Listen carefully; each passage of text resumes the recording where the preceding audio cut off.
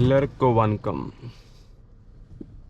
Volkswagen Tiguan 1.5 DSG నా user experience నేను ఇప్పుడు మీతో షేర్ చేసుకుంటాను. అసలు ఫస్ట్ ఎవరికి కార్ ఒక డ్రైవింగ్ ఎంతూజియాస్ట్ అంటే ఎక్కువ డ్రైవింగ్స్ ఇష్టపడే వాళ్ళు, ఊరికే పాయింట్ ఏ టు పాయింట్ బికే కార్ కావాలి అనుకునే వాళ్ళు కాకుండా డ్రైవ్ చేస్తున్నప్పుడు ఒక థ్రిల్ ఫీల్ అవ్వాలి, ఒక ప్యాషనెట్గా డ్రైవ్ చేసే వాళ్ళకి కార్. అండ్ సెకండ్ థింగ్, ఈ ఎస్యూవీ డామినేటెడ్ మార్కెట్లో క్రీటాస్, సెల్టాస్ ఇవన్నీ ఎక్కువైపోయినాయి. న్యూగా సియారా కూడా. రెగ్యులర్గా 3 కార్స్ కాదు, సంథింగ్ డిఫరెంట్ కావాలి, సంథింగ్ స్పెషల్గా ఉండాలి అనుకునే వాళ్ళకి ఈ Volkswagen Tiguan or Skoda Kushaq. ఫస్ట్లో చూసుకుంటే కనుక దీంట్లో 2 ఇంజన్ ఆప్షన్స్ వస్తాయి. 1 litre, 1.5 litre. 1.5 complete top end GT line ప్లస్లో వస్తుంది. మిగతా వేరియంట్స్ అన్నింటిలో కూడా 1 లీటర్ వస్తుంది, బోత్ మాన్యువల్, ఆటోమేటిక్. 1.5 మాత్రం ఓన్లీ ఆటోమేటిక్ డిఎస్జి. మనకి ఎక్కువ సిటీలోనే డ్రైవ్ చేస్తాం, అకేషనల్లీ హైవేస్ అనుకుంటే కనుక 1 లీటర్ డెఫినెట్గా సరిపోతుంది. ఆ కాస్ట్ మీరు పెట్టుకోకర్లే 1.5కి. వేరేస్ ఎక్కువ హైవేస్ మీద తోలుతాము, కొంచెం బడ్జెట్ అయినా పర్వాలేదు అనుకుంటే కనుక డెఫినెట్గా 1.5 ట్రై చేయాలి. It's very smooth. 1.5 DSG gear box వస్తుంది. ఫస్ట్ ఈ వెహికల్ దీని ఒక స్పెషాలిటీ ఏంటో మనం ఫస్ట్ చెప్తాను. The best thing of this vehicle is 1.5 engine plus DSG gear box combination. నేను present driving mode D mode అని ఉన్నాను. దీంట్లో 2 డ్రైవింగ్ మోడ్స్ ఉన్నాయి, డ్రైవ్, స్పోర్ట్స్. స్పోర్ట్స్ మీకు మ్యాక్సిమం పవర్ ఇస్తుంది. ఇంజన్ ట్యూనింగ్ ఏం మారదు, జస్ట్ గేర్స్ అప్ షిఫ్ట్ అయ్యేది ఒక 3500 లేదా 3000 ఆర్పిఎం దగ్గర అవుతూ ఉంటాయి. వేరేస్ డ్రైవింగ్ మోడ్లో అయితే 2000 ఆర్ 2200 ఆర్పిఎం దగ్గర అప్ షిఫ్ట్ అవుతాయి. వాట్ మేక్స్ ఇట్ డిఫరెన్స్ అంటే కనుక, మనం డ్రైవ్ మోడ్లో ఉంటే it's tune for better efficiency, ఎక్కువ పవర్ కన్జ్యూమ్ చేయదు, 2000 ఆర్పిఎం దగ్గర షిఫ్ట్ అయిపోతూ ఉంటుంది గేర్. వేరే స్పోర్ట్స్ మోడ్లో ఉంటే 3000 ప్లస్ ఆర్పిఎం దగ్గర గేర్ షిఫ్ట్ అవుతుంది. సో దీని ఒక పీక్ పవర్ బ్యాండ్లోకి మనం వెళ్ళి ఆ పవర్ని ఎక్స్పీరియన్స్ చేసినాక గేర్ షిఫ్ట్ అవుతుంది. ప్లస్ డిఎస్జీ గేర్ బాక్స్ అవడం వల్ల ఇన్స్టంటేనియస్ గేర్ షిఫ్ట్స్, ఒకేసారి 2 or 3 గేర్స్ డౌన్కి కూడా షిఫ్ట్ చేస్తుంది. మనకు ఇన్స్టెంట్ పవర్ ఇస్తుంది, ఇన్స్టెంట్ పవర్ బ్యాండ్లో మనం పెడుతుంది. And second thing, steering is very direct.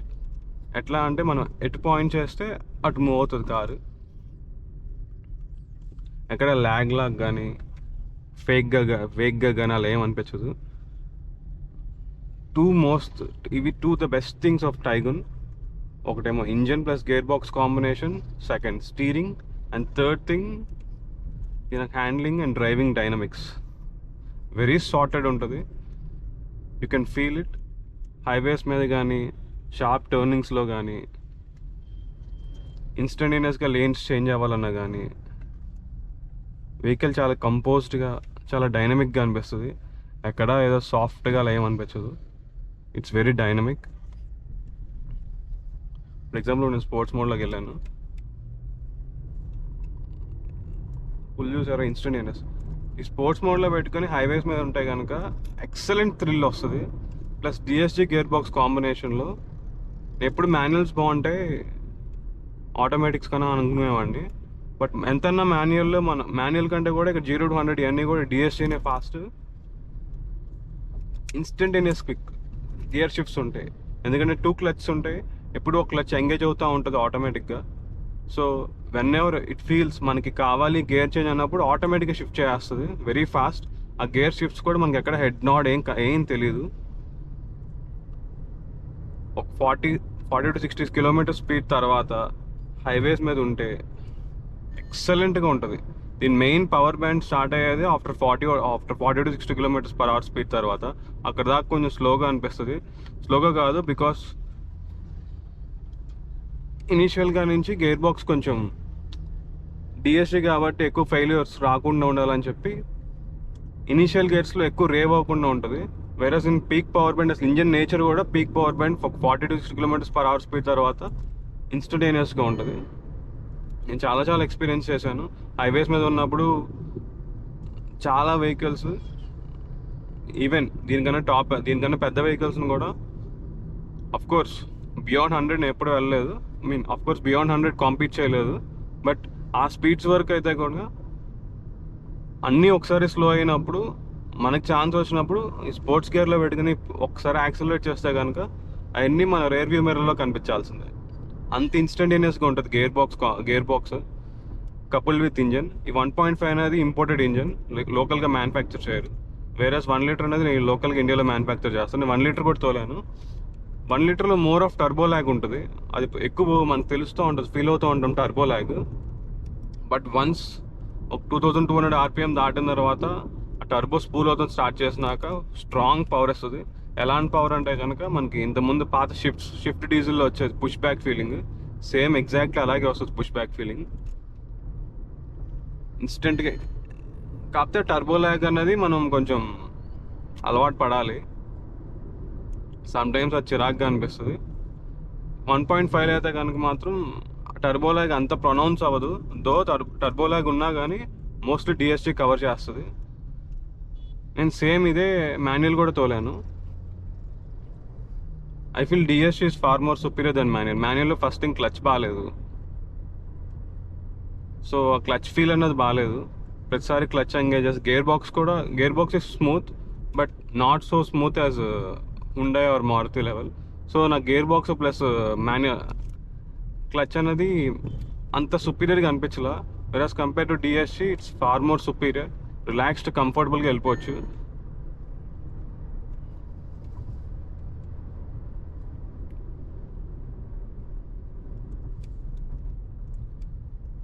Now coming to its negatives. First thing నాకు అసలు ఏసీ నచ్చలేదు. పూర్ ఏసీ లేదా పూరెస్ట్ ఏసీ. ఈవెన్ ఈ టచ్ ప్యానల్ కూడా అంత ఎంగేజింగ్ అనిపించదు. మనం ఐస్ పెట్టి చూడాలి.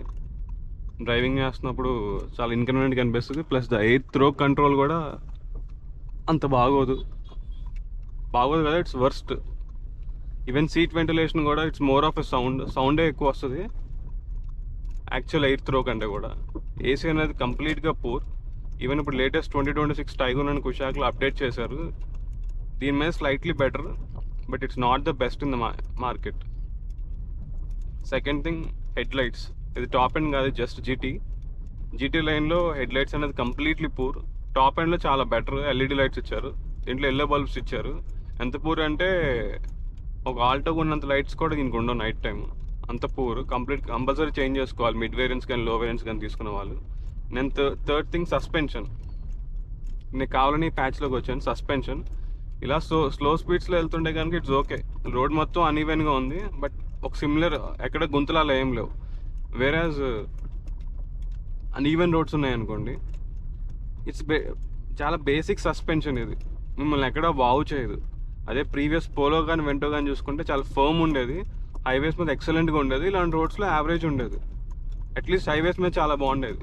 దీని సస్పెన్షన్ ఏంటి అంటే it's when compare to Polo or Vento ఒక స్టెప్ డౌన్ అనిపిస్తుంది నాకు. ఒక క్విక్ యూటర్న్ తీసుకుందాం. స్టీరింగ్ అనేది ఎంత ప్రిసైజ్గా ఉందో తెలుస్తుంది.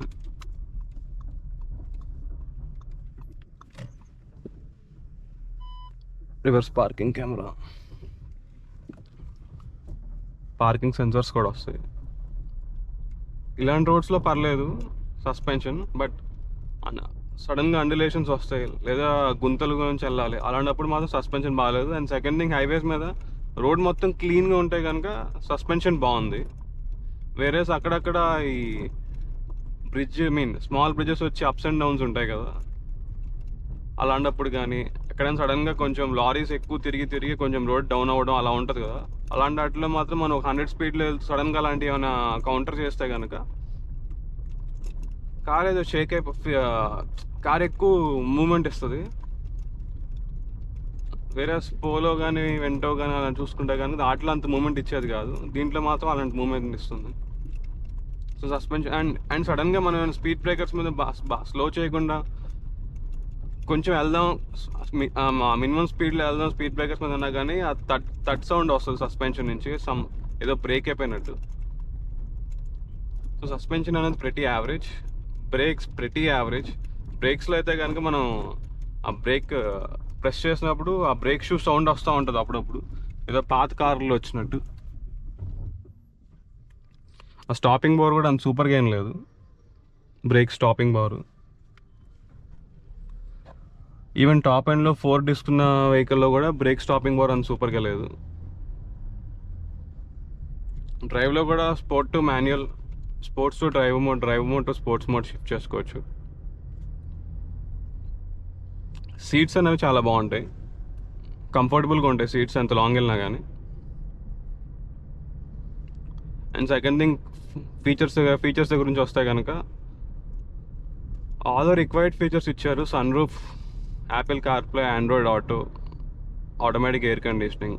ఏమైనా న్యూ 2026 మోడల్స్లో ఏడాస్ ఇచ్చారు, rear wiper and automatic head lamps, automatic wipers, leatherette seats, seat ventilations, ఇలా రిక్వైర్డ్ ఫీచర్స్ అన్నీ ఇచ్చారు. All are required. Even audio system కూడా బాగుంటుంది. స్పెసిఫిక్గా సోనీతో కానీ బోస్తో కానీ హార్మన్ కార్డన్తో కానీ దేంతో కూడా పార్ట్నర్షిప్ లేదు, but audio quality is good. Connectivity కూడా చాలా బాగానే ఉంటుంది. ఇంకో కంప్లైంట్ ఏంటంటే, వన్ ఆఫ్ ద కంప్లైంట్స్ ఏంటి అంటే, నేను కార్ కొనుక్కున్నప్పుడు దీనికి dongle phone connectivity with dongle అనే ఫీచర్ ఉంది, బట్ ఆల్మోస్ట్ 2.5-3 years అవుతుంది, ఇప్పుడు దాకా నాకు అది ఎనేబుల్ చేయలేదు. సర్వీస్ దగ్గరికి వస్తే కనుక అదే complaint. Service is pretty good, above average. Good అని కాదు, బ్యాడ్ అని కాదు, అబోవ్ యావరేజ్. నేను ఫస్ట్ వోక్స్ వ్యాగన్ అనేది సర్వీస్ చాలా కాస్ట్లీ ఉంటుంది అనుకున్నాను, బట్ వన్ సర్వీస్ ఎక్స్పీరియన్స్కి వెళ్ళినాక ఇట్స్ ప్రెటీ యావరేజ్. సగం మంది కస్టమర్స్ సాటిస్ఫైడ్గా ఉన్నారు, సగం మంది కస్టమర్స్ అన్సాటిస్ఫైడ్గా ఉన్నారు. ఇలాంటి కార్నర్స్లో కూడా కార్ చాలా పర్ఫెక్ట్గా ఉంటుంది. That's why it's called dynamically good. ఇంకో థింగ్ నాకు డిఫరెంట్గా అనిపించింది ఏంటంటే, బ్యాటరీ అన్నది యూజువల్గా మనం ఏ షాప్కి వెళ్ళినా, ఎనీ కార్, నేను ఇప్పుడు దాకా ఎక్స్పీరియన్స్ చేసిన అన్ని కార్స్లో కూడా జస్ట్ ఒక బ్యాటరీ షాప్కి వెళ్ళి బ్యాటరీ డెడ్ అయినప్పుడు బ్యాటరీ మార్చుకుంటాం. బట్ దీనికి అలా కాదు, ఒక స్పెసిఫిక్ కోడ్ ఆఫ్ బ్యాటరీస్ కావాలి. ఓన్లీ వోక్స్ వ్యాగన్ దగ్గరే ఉంటాయి, లేదా నా సిటీస్లో పెద్ద బ్యాటరీ షాప్స్ దగ్గర ఉంటాయి. నాకు ఇది వన్స్ బ్యాటరీ డెడ్ అయినప్పుడు, ఈవెన్ దీనికంటే పెద్ద కార్స్ కూడా మా ఊర్లోనే నేను బ్యాటరీ చేంజ్ చేశాను. దీనికి మాత్రం స్పెసిఫిక్గా నేను షోరూమ్ ఛార్జింగ్ పెట్టించి షోరూమ్ పంపించి అక్కడ మార్పించుకోవాలి. మళ్ళీ మార్చినందుకు వాడు ఒక సర్వీస్ ఫీ వేస్తున్నాడు. అండ్ సెకండ్ థింగ్, టైర్స్ కూడా ఒక 30,000 kilometers కంటే లోపల టైర్స్ అరిగిపోయినాయి. ఆల్మోస్ట్ 20,000 kilometers దగ్గర నుంచి టైర్స్ హార్డ్ అయిపోయినాయి. సో సమ్ ప్లేసెస్లో Volkswagen has compromise on quality. Say for example AC, good head lights, tyres, battery life, ఇలాంటి ఒక బేసిక్ థింగ్స్ దగ్గర దే కాంప్రమైజ్డ్ ఆన్ క్వాలిటీ. మనకు ప్రైస్ రెడ్యూస్ చేయడానికి అని చెప్పి బేసిక్ థింగ్స్ దగ్గర కాంప్రమైజ్ అయ్యారు. వేరే వోక్స్ వ్యాగన్ ఒక నేమ్, ఈ డ్రైవింగ్ కంఫర్ట్ కానీ, డ్రైవింగ్ ఫీల్ కానీ, ఇవన్నీ మాత్రం ఎక్సలెంట్గా ఉన్నాయి. ఒక రెగ్యులర్ కార్ బయర్ మాత్రం ఇలాంటి కార్ చూస్ చేసుకోకూడదు, ఎందుకంటే ఇది మైలేజ్ కంప్లీట్లీ పూర్. సిటీలో మనకి ఆల్మోస్ట్ 9 to 10 or 11, 9 to 11 ఆ రేంజ్లో వస్తుంది. వేరే హైవే మీదకి వెళ్తే కనుక 12-13 or 12 to 14.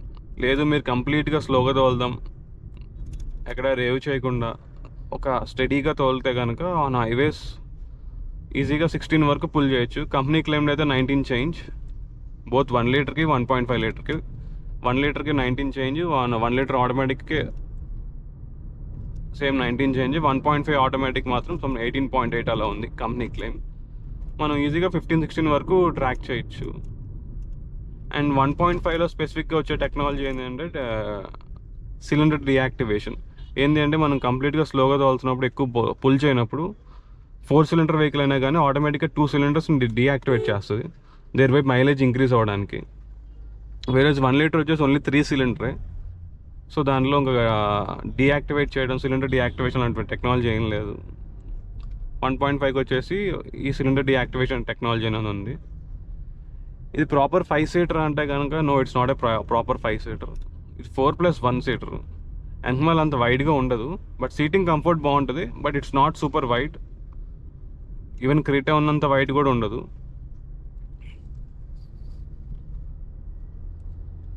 యూజువల్లీ ఈ సెగ్మెంట్లో లీటర్స్ వచ్చేసి క్రీటా, సెల్టాస్ అండ్ సియారా కూడా బాగా పర్ఫామ్ చేస్తుంది.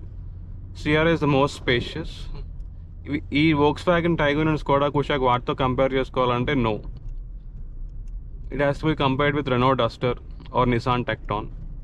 ఆల్దో అన్నీ ఒకే సెగ్మెంట్లో ఉన్నా కానీ సెల్టోస్ కానీ క్రీటా కానీ సియరా కానీ it's most for family purpose, family ఆడియన్స్ని టార్గెట్ చేస్తున్నాయి. ఇవి కొంచెం performance oriented vehicles. Not only in the terms of engine పరంగానే కాదు, ఇన్ ద చాసిస్ పరంగా కూడా డ్రైవింగ్ డైనమిక్స్ పరంగా కూడా ఇవి కొంచెం driving enthusiast, car passionate lovers కోసం అన్నట్టు ఏం చేశారు. అండ్ ప్రైసింగ్ దగ్గరికి వస్తే కనుక which vehicle to choose, Volkswagen Taigun or Skoda Kushaq? Volkswagen Taigun starting 14 lakhs దగ్గర నుంచి స్టార్ట్ అవుతుంది. 14 lakhs కంఫర్ట్ లైన్ స్టార్ట్ అవుతుంది. టాప్ ఎండ్ వచ్చేసి 24 lakhs GT line plus 1.5 DSG. స్టార్టింగ్ వచ్చేసి 1 liter. అన్ని వేరియంట్స్ కూడా 1 literకే ఉంటాయి except for GT line plus. Comfort line 14 lakhs start అవుతుంది. మాన్యువల్కి ఆటోమేటిక్కి 1 liter ఆటోమేటిక్కి స్టార్క్ కన్వర్టర్ 1.4 lakhs ఎక్స్పెన్సివ్ ఉంటుంది ఆటోమేటిక్ మాన్యువల్తో కంపేర్ చేసుకుంటే. అలా 14 lakhs దగ్గర నుంచి 24 lakhs వరకు వస్తుంది. వేరే కుషాక్ కంపేర్ చేసుకుంటే కనుక starting 13.15 lakhs classic plus variant. Top end వచ్చేసి 23.15 lakhs. ఇవన్నీ కూడా on road prices Vijayawada. So compare చేసుకుంటే టైగన్ కంటే కూడా కుషాక్ స్టార్టింగ్ వేరియంట్ కూడా చీపే, టాప్ ఎండ్ కూడా చీపే. మాంటే కార్లో వస్తుంది. మాంటే కార్లో కుషాక్లో 1 liter కూడా వస్తుంది అవైలబిలిటీ. దీంట్లో టాప్ ఎండ్లో 1 liter లేదు, only 1.5. So comparatively except for 1 or 2 variants every variant కూడా కుషాకే చీపర్ టైగన్ కంటే. సో ఇఫ్ ఎవరైనా చూస్ చేసుకుందాం అనుకుంటే కనుక అఫ్కోర్స్ పర్సనల్ ఎక్స్పీరియన్స్, విజువల్గా షోరూమ్కి వెళ్ళి చూసి డ్రైవ్ చేసుకుని ఏది బాగుంది అనుకుంటే అది చూస్ చేసుకోవచ్చు. బట్ రెండు సిమిలర్గానే ఉన్నాయి, ఏది చూస్ చేసుకోవాలో తెలియట్లేదు అనుకుంటే కనుక గో ఫర్ కుషాక్ బికాస్ అది దీనికంటే కూడా కొంచెం కాస్ట్ తక్కువ. ఒక 50,000 to 60,000 ఎవ్రీ వేరియంట్ కూడా కాస్ట్ తక్కువ ఉన్నాయి except for 1 or 2 variants. And second thing 1.5 liter engine కావాలి మాన్యువల్ అంటే కనుక మాన్యువల్ లేదు, మాన్యువల్ ఆపేసారు 2026 మోడల్స్ నుంచి. నేను అనుకోవడం కూడా అదే బెస్ట్, ఎందుకంటే మాన్యువల్స్ అంత బాగాలేదు, క్లచ్ పర్ఫార్మెన్స్ కానీ ఇదంతా కూడా. So 1.5 with DSG is the right combination. కాకపోతే అది మనకి ఆల్మోస్ట్ 24 lakhs ఉంది టైగన్లో. కుషాక్లో 23.15 lakhs ఉంది. వేరే సెల్టోస్లో చూసుకున్నా కానీ 20.5 lakhs నుంచి turbo automatic 1.5 turbo automatic start అవుతుంది. సియరాలో కూడా 22 lakhs నుంచి స్టార్ట్ అవుతుంది. 1.5 విత్ DSG కాంబినేషన్ ఏదైనా కానీ 20 lakhs పైనే ఉంది. ఇలాంటి సిచ్యువేషన్లో మనకు బడ్జెట్ ప్రైస్ సెన్సిటివ్గా ఉన్నామనుకుంటే కనుక నా option go for Renault Duster or Nissan Tekton. Renault Duster 18 lakhsకే స్టార్ట్ అవుతుంది. 1.3 విత్ DSG ఆటోమేటిక్ కాంబినేషన్. అది కంపారిటివ్లీ దీనికంటే new vehicle. But I feel somewhere Volkswagen Taigun and Skoda Kushaq is a bit superior than Renault Duster. But మనం price సెన్సిటివ్గా ఉన్నాం, మనకు full powerful turbo కావాలి with DSG combination కావాలంటే కనుక with price sensitive అయితే కనుక గో ఫర్ రెనో డస్టర్. మనకు ప్రైస్ పర్లా, ఎందుకంటే దీంట్లో మనకు వోక్స్వ్యాగన్ గ్రూప్లో 1.5 విత్ DSG కావాలంటే 24 lakhs, కుషాక్లో 23 lakhs మనం ఇన్వెస్ట్ చేయాలి. వేరస్ రెనో డస్టర్లో 18 lakhs, నెక్స్ట్ వేరియంట్ 19 lakhs, ఆ next variant 20 lakhs. Of course lower variants వస్తాయి, బట్ మనకైతే ఆప్షన్ ఉంది కదా, మనకు ఫీచర్స్ అక్కర్లేదు, జస్ట్ ఇంజన్ కావాలనుకుంటే మనం అది ఆప్ట్ చేసుకోవచ్చు. సో నా వర్డిక్ట్ ఏంటంటే వోక్స్వ్యాగన్ టైగన్కి. అండ్ ఇంకో పాయింట్ ఏంటి అంటే టైగన్ ఉన్న సెగ్మెంట్ వచ్చేసి ఒక SUV segment compare to Creta, Seltos, Sierra. Versus దీని విజువల్గా మనం బయట నుంచి చూస్తే కనుక it looks like a Venue, Sonet, Brezza segment. Visual appearance ఏమో లోవర్ సెగ్మెంట్ వెహికల్స్ లాగా ఉంటుంది. ప్రైసింగ్ చూసుకుంటేనేమో హైయర్ సెగ్మెంట్ వెహికల్స్ లాగా ఉంటుంది sir. But driving experience even it's better than Creta, Seltos. But మనకి విజువల్ చూస్తే కనుక ఇది ఆనదు, అంత పెద్దగా అనిపించదు. సో దీని రియల్ వాల్యూ ఏంటంటే driving dynamics, engine performance, gear box combination. అలాగే న్యూయర్ మోడల్స్లో AC కూడా ఇంప్రూవ్ చేశారు. సో రెగ్యులర్ కార్ బయర్ కాదు, నాకు సంథింగ్ డిఫరెంట్ ఉండాలి, తీసినప్పుడల్లా ఎంగేజింగ్గా ఉండాలి అంటే కనుక definitely one has to choose the Volkswagen Taigun or Skoda Kushaq.